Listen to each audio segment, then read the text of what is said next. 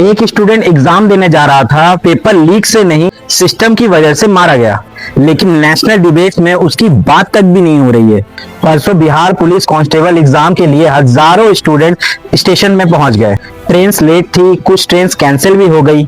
So exam छूटने की डर की वजह से बहुत सारे स्टूडेंट्स को ओवर क्राउडेड ट्रेन में चढ़ना पड़ा, वो भी बहुत मशक्कत करने के बाद। और इसी अफरा तफरी के बीच एक स्टूडेंट की जान चली जाती है। सवाल यह है, जब लाखों स्टूडेंट्स एक ही एग्जाम के लिए ट्रैवल करने वाले थे तो सिस्टम तैयार क्यों नहीं था?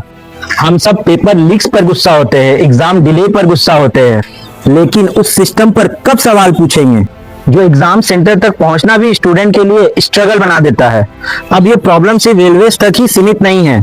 आज भी देश के हजारों सरकारी स्कूल्स बेसिक फैसिलिटी के लिए तरस रहे हैं, और कई स्कूल्स तो एक ही टीचर के भरोसे चल रही है, और कहीं कहीं तो क्लासरूम की कमी है, और बहुत सारे स्कूल्स में तो गर्ल्स वॉशरूम की समस्या है। ऊपर से पेपर लीक, एग्जाम कंट्रोवर्सी और रिक्रूटमेंट डिले होने की वजह से स्टूडेंट का कॉन्फिडेंस दिन पर दिन कम होते जा रहा है।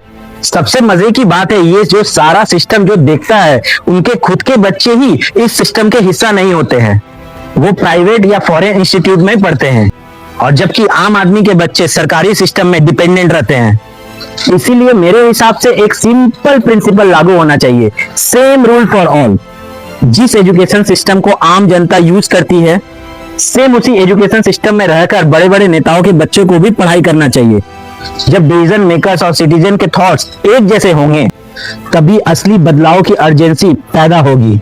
क्योंकि एजुकेशन एक पॉलिसी इशू नहीं है, ये करोड़ों स्टूडेंट्स की फ्यूचर का सवाल है। अगर आपको लगता है एजुकेशन और स्टूडेंट का फ्यूचर किसी भी इलेक्शन इशू से कम इंपॉर्टेंट नहीं है, सो आप सब मुझे एजुकेशन और स्टूडेंट की इंपॉर्टेंस मेरे कमेंट्स में आके बताएं। अगर आप मानते हो कि रूल सबके लिए एक होना चाहिए, तो आप सभी को मेरे कमेंट में लिखना पड़ेगा, सेम रूल फॉर ऑल।